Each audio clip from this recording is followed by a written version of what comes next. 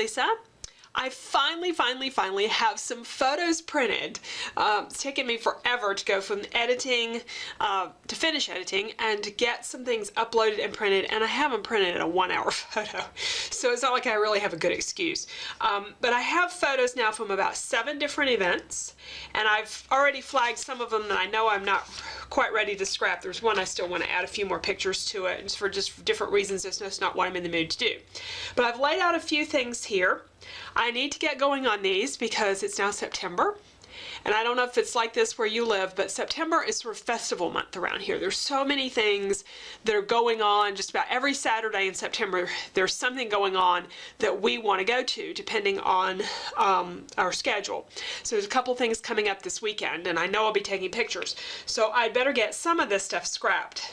I thought I would start by looking at least the photos from the last video that I did where I shared about photo editing. This is what came out of those. This was the 5x7 that I did of my mom and I. My husband took that picture. He takes wonderful pictures, had a couple printed, so I'm going to have one for Mother, and then I went ahead and just had a 4x6 while I was printing it. But I think I'm going to do this one on a separate layout and just talk about us on that layout. So I don't think I'm going to do that one today, but I think I'm going to do that one separate because I have a lot of pictures of the 3 of us here in either together or separately on this particular event. I have some of the small ones that I did with the flowers so they don't have to take up tons of room on the page, and then this one that I cropped with my husband to sort of put him over to one side, capture the water and all, so that you could really get the essence of, with the wet shirt, you know, it tells you what's going on here with that picture.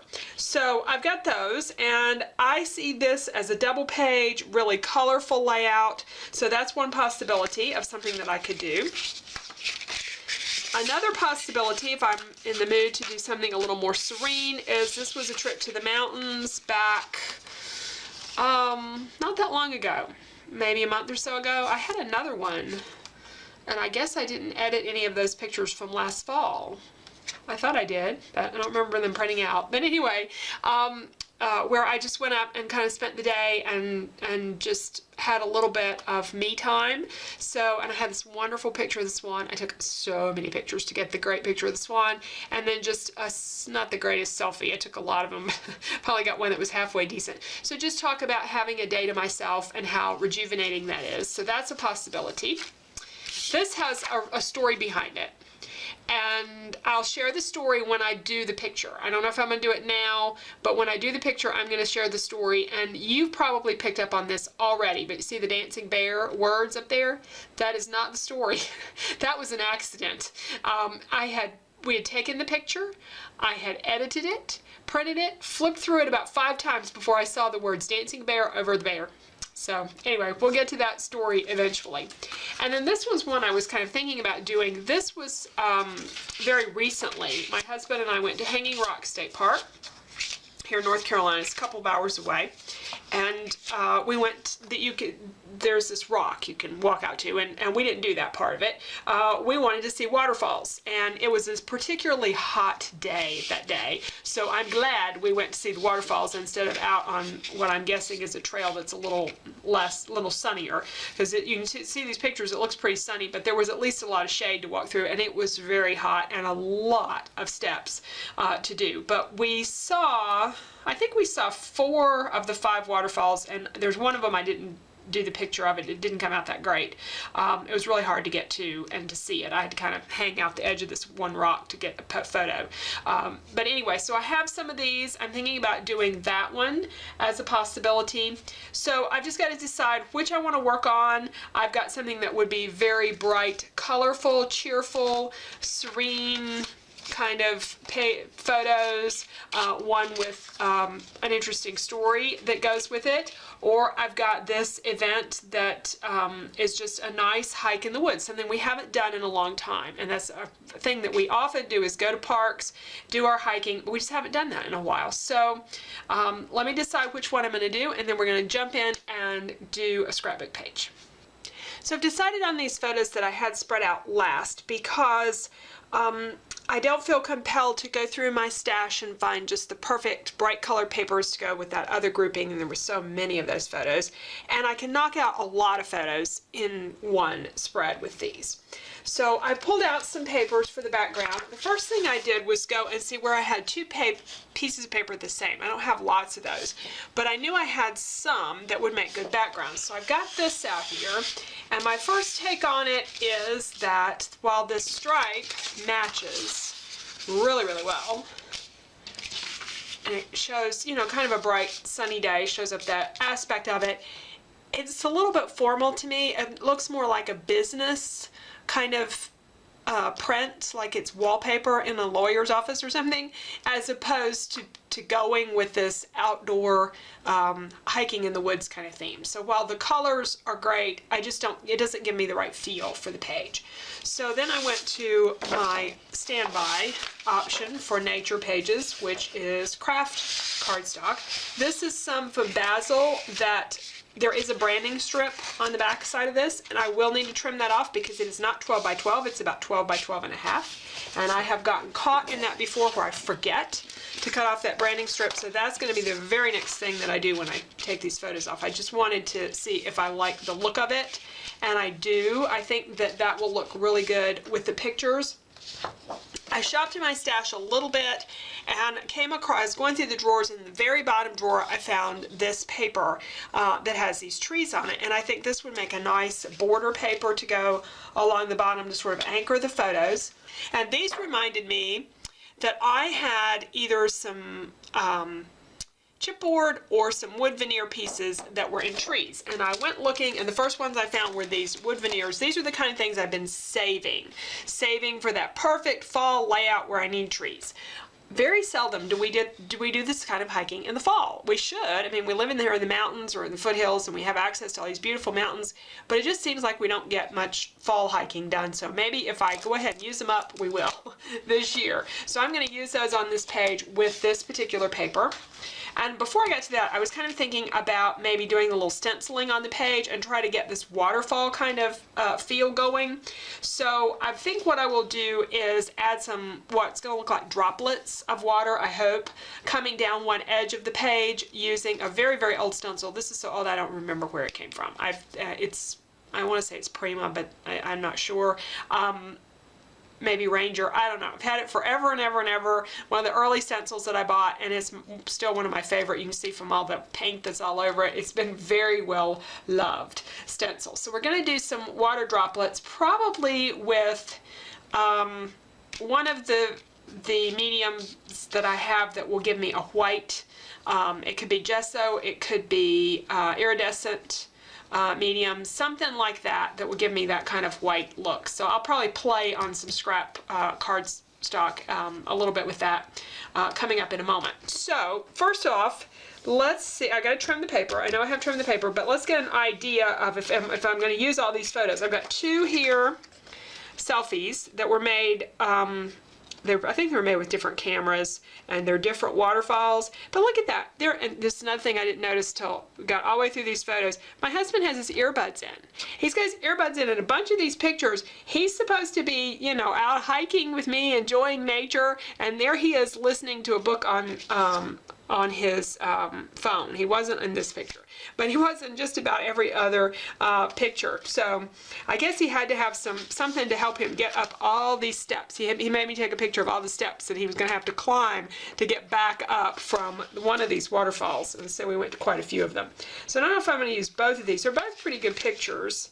I know I want to do the 3 waterfalls, so maybe we'll put those together. I mean, that was what we were really going for. So while I'm playing around with the placement of the photos and starting to pull some embellishments and things together, let me remind you, if you have any of my purchased classes that I've done, like Creative Cardstock or the 2-page Terrific class or any of the more recent classes, those go away October the 1st. I've sent out lots of notices about this, but I just wanted to do another reminder to be sure and watch any of those videos. The regular process videos that I've been doing here on YouTube forever. Those stay, but the classes are going away. So be sure that you watch anything that you have already signed up for in the past. Now, I've trimmed off that bottom edge, and I'm going to play a little bit with these different medium. I've got, first of all, I should have done this with a brush. I've got some paint, some metallic paint, that I really like better than I thought I would. It looks a little more like water. And then I have iridescent medium, which I love. I think it's Liquitex product, and I had to use the paintbrush to spread that out a little bit. That gives it a little texture, as well as just being, the white metallic type of color. And then I've also tried some white molding paste, and I'm going to let those dry. And what I discover is that I don't really like the molding paste because it's just too white, and I like that little bit of shine to it. I think that works better for water droplets. So I'm going to use one or both of the metallic paint and the iridescent medium. What I decided to do is use some of the iridescent medium and then kind of fill in with some of that white paint. Because I was surprised I liked the white metallic paint a lot more than I thought I would. And we're just filling in some of those little dots coming down the page with this stencil.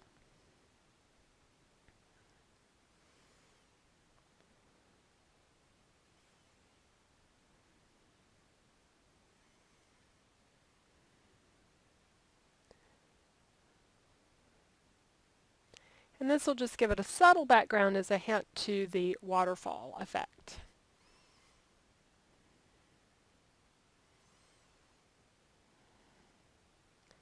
And then once that's dry, we can start adding some of the pieces. I trimmed down that tree paper, and I'm deciding what extra borders I'm going to add. I have some wood grain there and a little bit of a dark brown. I decided to cut the picture of the two of us that we had a stranger took for us with my regular camera. I decided to do that in a circle. I don't do that very often, but I didn't really need all that background, and I think that looks a nice contrast to have that shape on the page. So I'm going to construct these borders using the three papers there.